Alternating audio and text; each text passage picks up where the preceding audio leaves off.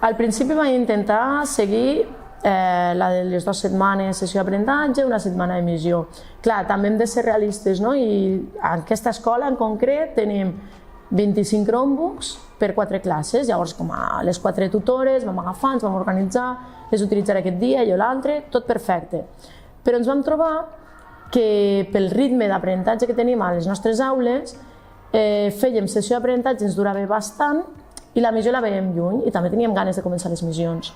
Llavors vam anar veient les 4 que ens agradava fer la fusió i en una mateixa setmana treballar la sessió d'aprenentatge i la missió. Nosaltres fem 3 hores de català a la setmana, amb la sort de que podem fer grups partits en 2 sessions. És a dir, jo en 2 sessions de català a la setmana tinc 15 alumnes.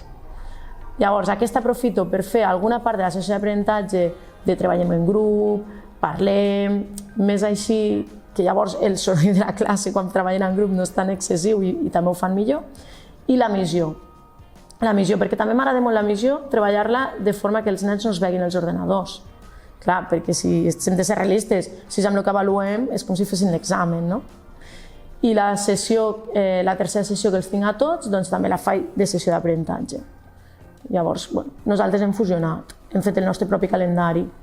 Ara bé, sí que va tot molt connectat i molt ordenat.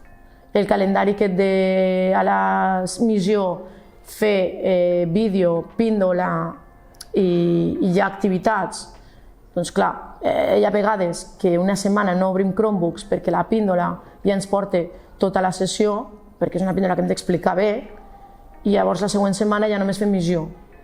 Vull dir, depèn, anem així.